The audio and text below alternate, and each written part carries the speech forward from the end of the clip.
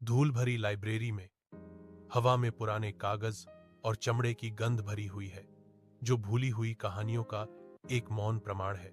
अहाना, एक युवा लड़की, एक घिसी हुई चमड़े से बंधी किताब को पकड़े हुए है, जिसके फीके अक्षर अनकही कहानियों का संकेत दे रहे हैं। उसकी नाजुक उंगलियां कवर पर जटिल पैटर्न का पता लगाती हैं, जो अज्ञात दुनियाओं का एक पुल है।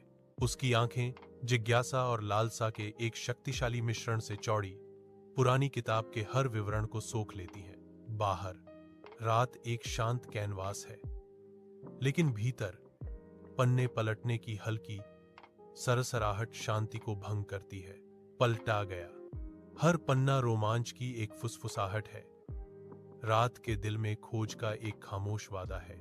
एक मंद रोशनी वाले, आरामदायक कहानी कहने वाले अड्डे में रंगीन कुशन और नरम कंबल आराम और आश्चर्य को आमंत्रित करते हैं। अहाना और अन्य लोग एक शांत घेरे में इकट्ठा होते हैं। उनके चेहरे उत्सुक हैं, प्राचीन कहानियों का इंतजार कर रहे हैं। एक बुजुर्ग बुद्धिमान कहानीकार आंखों में चमक लिए एक जादुई कहानी बुनना शुरू करता है। धीमा सुरीला संगीत हवा में तैरता है, कहानियों के मनमोहक माहौल को बढ़ाता है। कहानीकार की आवाज, जो उम्र और ज्ञान से भरपूर है, कमरे को भर देती है, हर श्रोता को मंत्रमुग्ध कर देती है। एक विशाल तारों से भरे आकाश के नीचे अहाना और उसके दोस्त खड़े हैं। उनके चेहरे नई समझ और साझा खुशी से जगमगा रहे हैं। अहाना अपनी सहेली की ओर मुड़ती है। उसके होंठों पर एक कोमल, जानी पहचानी मुस्कान है, जो गर्मजोशी बिखेर रही है। उनकी आंखें मिलती हैं।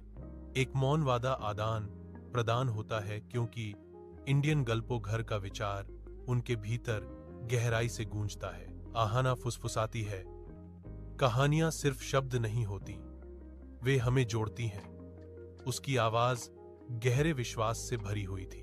ऊपर तारे शानदार ढंग से टिमटिमाते हैं, मानो अपने समझौते को स्वीकार कर रहे हों, रात में अपनी खामोश कहानियों को बुनते हुए।